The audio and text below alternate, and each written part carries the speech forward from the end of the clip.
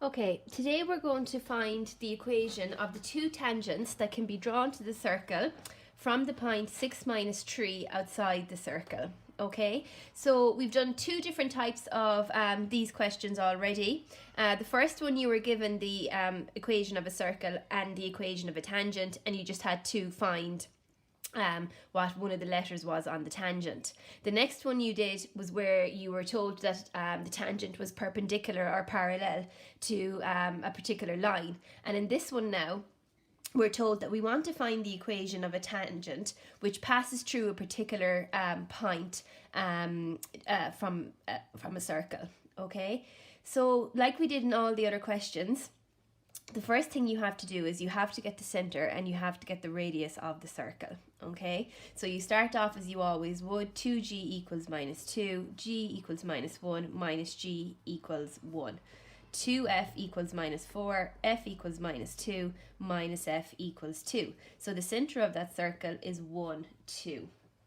Okay, you also want to find the radius. So the radius is equal to the square root of g squared, which is minus 1 to be squared, plus f squared, which is minus 2 to be squared, minus c, which in this case is minus 5. So that's going to become plus 5. So all of that turns out to be root 10. Okay, so we have to visualize now what it is that we're being asked to do. So we know that the center of the circle is now 1, 2. Okay, we know that there's a point outside the circle which is 6 minus 3, and that there's two tangents to the circle that pass through that point. Okay, sorry, that's meant to be touching off that, and here is the other tangent that passes through it. So here's what you have: you have a circle with center 1, 2, you have a radius of root 10, you have a tangent which contains the point 6 minus 3. So you have two separate tangents, but they both contain the point 6 minus 3. So the step that I'm going to do now, so step 1 was finding the center and radius of the circle. Step 2 is finding the equation of the tangent. Okay, so finding the equation of the tangents, we know that the equation of a tangent is an equation of a line, so we're going to be using our formula y minus y1 equals m times x minus x1. Okay, so to use that formula, I need the slope and I need a point. I don't have the slope. Okay, so I can only fill in my values for the point. So it's going to become y minus 3, so y plus 3 equals m times x minus 6. So m has to stay as m because we don't know it. Multiply it out and tidy it up. So y plus 3 equals mx minus 6m. So 0 is going to be equal to mx minus y minus 6m minus 3. Okay, so this is the equation of your tangent. All right, it's in terms of m because we didn't know what the slope of the tangent is. And actually, this is what the sum becomes. We're looking for what the slope is. So step 1, again, was find the center and the radius of the circle. Nothing new there. Step 2 is find the equation of a tangent. You've done this loads of times before, except in this question, you don't know what m is. You don't know what the slope is. So step 3 now is find the perpendicular distance. So find the perpendicular distance between the center of the circle and the tangents. Okay, so the center of the circle we know is 1, 2. Okay, we know the equation of the tangent is mx minus y minus 6m minus 3, but we also know that the distance is actually equal to root 10. So we know our answer is root 10. So I have to use my formula again for perpendicular distance, which is the exact same one we've used for the other two types of tangent questions. So plus c all over the square root of a squared plus b squared, and we know the answer is equal to root 10. Okay, so a in this question is m, b is going to be minus 1, and c is going to be minus 6m minus 3. Okay, so I have to fill that into my formula. So it's going to become a by 1 minus 1 by 2 so plus c is going to become minus 6m minus 3 all over the square root of a squared plus b squared. So in this case, a is m and b is minus 1. So it's going to become m squared plus 1, because minus 1 to be squared obviously becomes plus 1. All right, and we know it's all equal to root 10. Now, m by 1 is m. That's minus 2. So I'll just write that out again. So m minus 2 minus 6m minus 3. All right, so all of that is actually going to tidy up to be minus 5m minus 5 all over the square root of m squared plus 1 equals root 10. Okay, so I'm into now that I'm working with algebra. I have to solve. Okay, so I'm just going to write that out again now. So what I have is minus 5m minus 5. So the absolute value is, and I'm just going to cross multiply root 10 by root m squared plus 1. Okay, so of course, whenever I have a square root sign, I have to, if I want to get rid of it, I have to square both sides.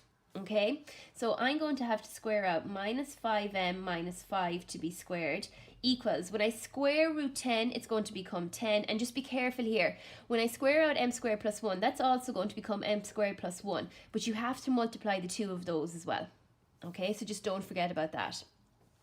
So minus 5m, excuse me, multiplied by minus 5m minus 5 equals 10m squared plus 10. So you have to multiply all of that out and not make a mistake, okay?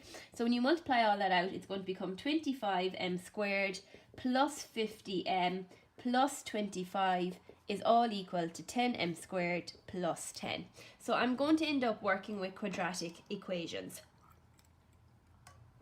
So I bring everything over to the left hand side. So 25m squared minus 10m squared is going to leave me with 15m squared.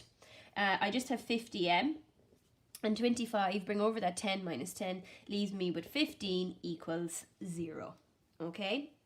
So to simplify the factorization of that, I can divide across by 5, because 5 will go into all of it. So it becomes 3m squared plus 10m plus 5 equals 0. Okay? Oh, sorry, plus 3, because 15 divided by 5 is 3. So you can decide, right, I'm going to use my bracket method, I'm going to use my expansion method, I'm going to use the minus b formula for factorizing that. So just your basic factorization of a quadratic equation. All right, so you open up your brackets. So I'm doing it this way. You've learned the other ways of doing it, so it's up to yourself. So that's going to be 3 and 1, so that's plus and plus.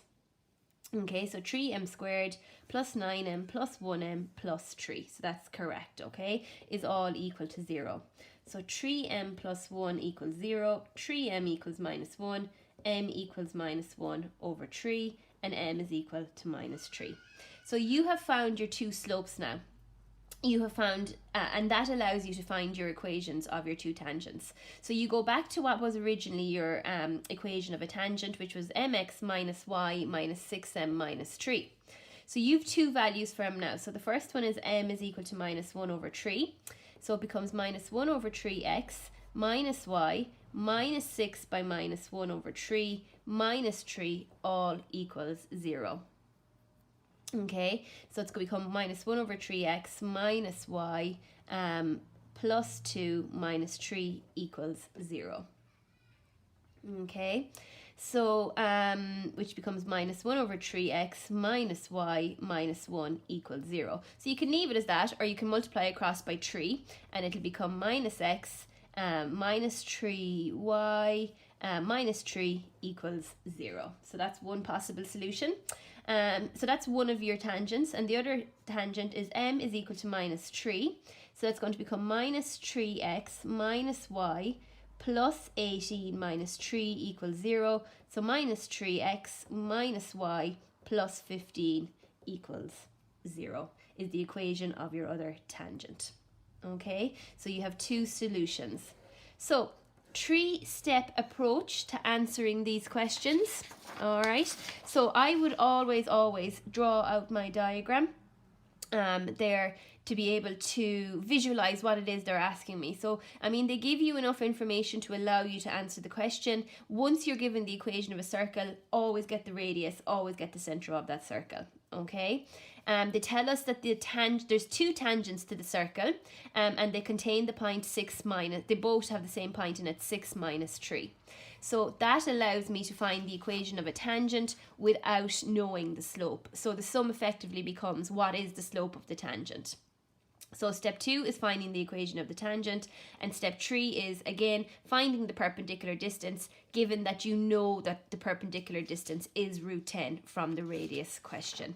And then the final part is all algebra work and solving to try and not make a mistake with it.